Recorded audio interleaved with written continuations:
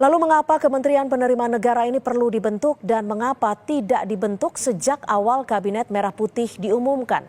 Kita akan membahasnya bersama dengan Hendarsam Marantoko, Ketua Umum Lingkar Nusantara, dan Agung Baskoro, pengamat politik dari Trias Politika Strategis. Selamat petang Mas Hendarsam, Mas Agung, terima kasih sudah bergabung bersama kami di Kompas Petang. Selamat petang. Ya, Mas Hendarsam. Terus. Ini kenapa wacana ini kembali muncul setelah sebelumnya sempat ramai diperbincangkan, justru di saat Kabinet Merah Putih ini sudah terbentuk dan mulai bekerja seperti itu?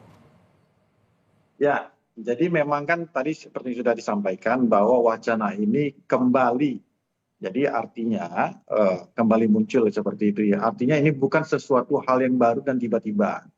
Jadi kalau kita melihat kepada ideologi dari Pak Prabowo sendiri di buku Paradoks Indonesia dan juga di yang kemudian diimplementasikan beliau di Astacita, ya kan, di poin 12 itu jelas bahwa salah satu fokus beliau itu adalah tentang masalah penerimaan negara. Nah, artinya ini masalah timing saja, ya kan. Tapi gini, kalau memang masalah timing dan ini kan sebenarnya berdekatan dari Kementerian Merah Putih dibentuk ya, Mas Hendarsam. Kenapa tidak dari awal diumumkan, dibentuknya?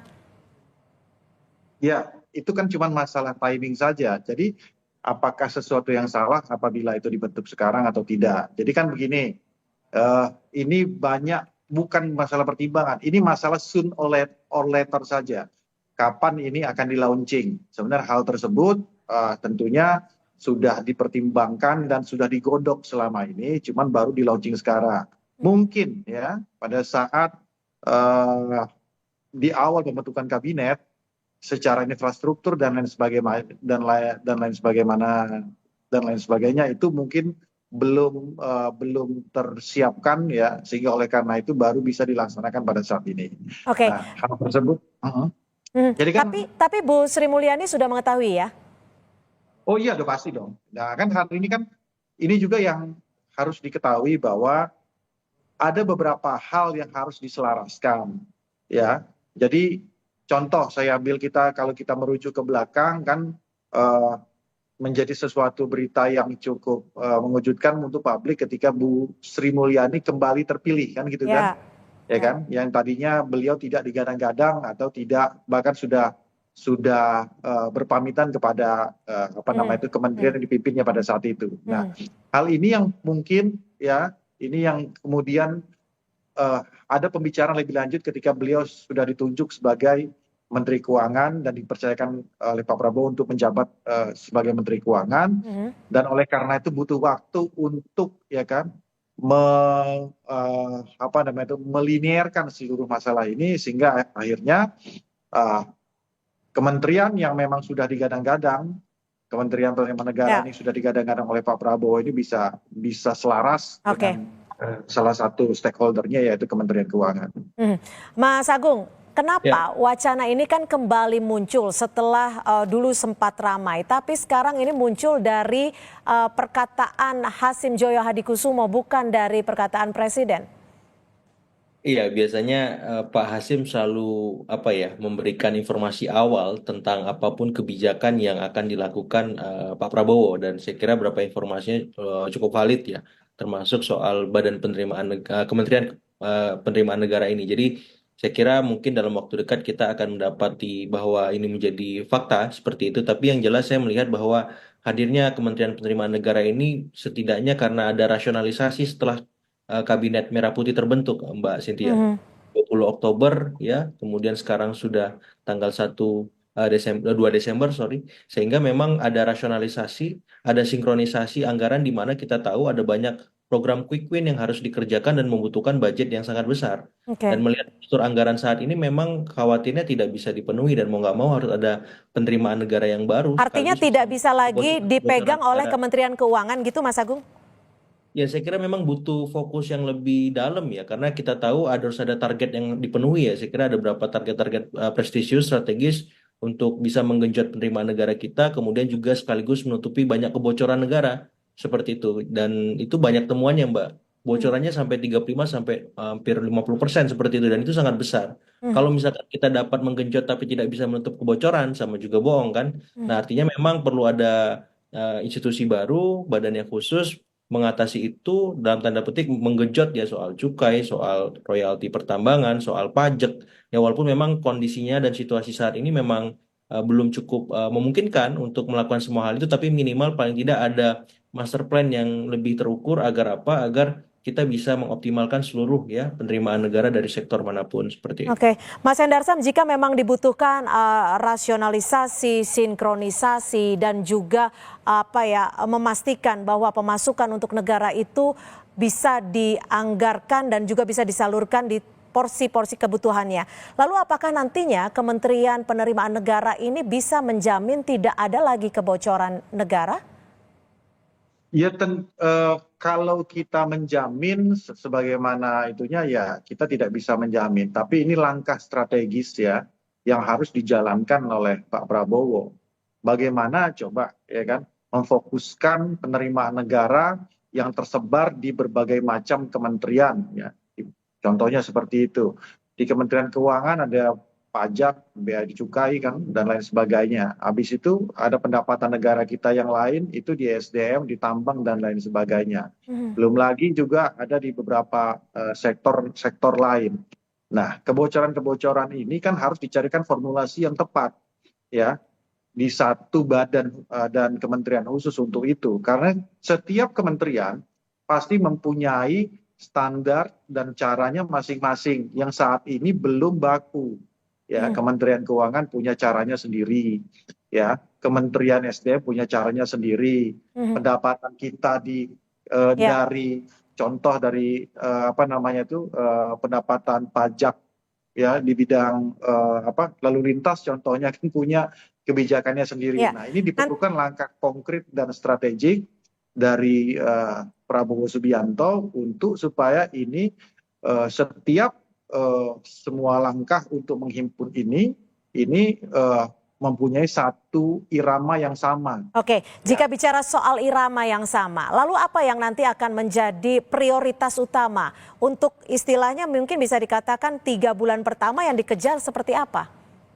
Yang pasti kan yang platformnya dulu, ya bagaimana konsep-konsep supaya kebocoran ini dapat diminimalisir, itu yang paling penting. Sebagaimana Mas Agung tadi sampaikan, ya kan kebocoran sampai 30-40% itu hal yang sangat luar biasa. Jadi kalau kita boleh bermimpi, kalau sampai kita bisa bisa memaksimalkan itu sampai di 25%, itu menjadi suatu anugerah buat pemerintahan ini dan bangsa kita ya untuk menggenjot APBN kita ke depannya ya. Dan oleh karena itu ya Pak Prabowo sebagaimana sering saya sampaikan merupakan seseorang yang sangat strategik ya untuk melihat permasalahan mana saja yang pokok ya kan sehingga oleh karena itu simpul-simpul ini termasuk dijawantakan beliau dalam Kementerian Penerimaan Negara ini bisa terbentuk seperti itu. Mas Agung, kalau dari Mas Agung sendiri melihatnya efektivitas dari Kementerian Penerimaan Negara akan berjalan dengan baik tidak? Iya, ini tergantung nanti Mbak tupoksi yang mereka kerjakan apa gitu dengan Kementerian Keuangan ya, karena kita tahu ini kan sebenarnya induknya Kementerian Keuangan, kemudian ketika berpisah kan otomatis perlu lagi dan lagi koordinasi, komunikasi, sinkronisasi gitu dan membutuhkan waktu. Walaupun kita tahu misalkan nama Pak Anggito Abimanyu ini orang yang sudah bertungkus lumus di Kementerian Keuangan sebagai kepala Badan Kebijakan Fiskal dulu di masa pemerintahan Pak Presiden SBY seperti itu. Yang jelas proses adaptasinya mungkin akan lebih cepat, tapi bagaimana supporting system yang akan mewadahi kinerja Pak Anggito sebagai Menteri ya Penerimaan Negara kalau memang benar nama beliau yang akan muncul. Yang jelas saya kira ini akan disorot semua pihak, bukan hanya di domestik tapi juga pasar, kemudian kalangan luar, bagaimana strategi pemerintah Presiden Prabowo Gibran ya Kabinet Merah Putihnya dalam memastikan seluruh program-program besar ya program-program mercusuar seperti makan bergizi gratis bisa berjalan di tengah keterbatasan anggaran, di tengah banyak pembangunan mercusuar lain ya soal-soal misalkan hilirisasi, soal-soal pendidikan, kesehatan, IKN mungkin seperti itu. Jadi ini akan menjadi pertaruhan juga bagi Kabinet Merah Putih, pemerintahan Pak Prabowo, Mas Gibran, karena bagaimana mungkin pemerintahan bisa berjalan jika anggaran atau keuangannya tidak memadai, Mbak Cynthia, sehingga kementerian ini ya menurut saya sangat strategis, perlu kita sorot, perlu kita ingatkan, perlu kita terus awasi, monitoring ya bagaimana efektivitasnya seperti itu. Oke, Mas Hendarsam, lalu kenapa jika ini memang merupakan suatu pertaruhan karena yang dikejar di sini adalah tidak ada lagi kebocoran sampai 40%. Kenapa nama Anggito Abimanyu yang dipilih? Ya, sebenarnya itu sudah terjawab oleh Mas Agung tadi bahwa track record beliau, ya kan, sebagai salah seorang ekonom itu kan sudah dianggap sangat mumpuni untuk hal tersebut ya. Jadi juga Pak Prabowo tidak mau juga membeli kucing dalam karung dan beliau tahu track recordnya ya sehingga oleh karena itu dan juga di samping itu juga ya ini kan kewenangan beliau untuk menunjuk apa namanya dan hak prerogatif beliau untuk menunjuk seseorang untuk masuk ke dalam kabinetnya ya. Jadi itu bukan ranah kita juga, itu Pak Prabowo yang lebih tahu tentang masalah tersebut ya. Tinggal Oke. kita lihat bagaimana kinerja beliau ke depannya. Oke. Tapi saya perlu tambahkan bahwa yang harus diketahui kemungkinan besar Kementerian Penerimaan Negara ini akan langsung di bawah beliau. Itu yang paling penting karena ini merupakan prioritas beliau. Jangan sampai ada layer-layer lain kan selama ini apa namanya itu hal tersebut yang mungkin dianggap beliau apa namanya itu banyaknya birokrasi dan layer-layer sehingga fokus penerimaan negara ini tidak langsung sampai ke beliau. Nah, oleh karena itu diperlukan langkah strategik beberapa apa namanya kementerian khusus itu langsung di bawah beliau. Ya, Mas Hendarsam, jika ini memang merupakan langkah strategik dan juga yang diprioritaskan adalah cukup penting seperti itu. Lalu bagaimana dengan target kerjanya dan kapan sebenarnya akan diumumkan ini secara resmi oleh Presiden Prabowo? Ya, kalau Pak Hasim udah ngomong seperti itu, saya rasa tidak akan lama lagi. Karena yang saya dengar bahwa memang ini kan digodoknya sebenarnya dari pada saat apa namanya itu dari zaman kita di TKN kemarin itu sudah digodok, sudah matang sebenarnya. Ya kan cuman kemudian kan ada perubahan pada saat penyusunan kabinet Bu Sri Mulyani masuk kan seperti itu.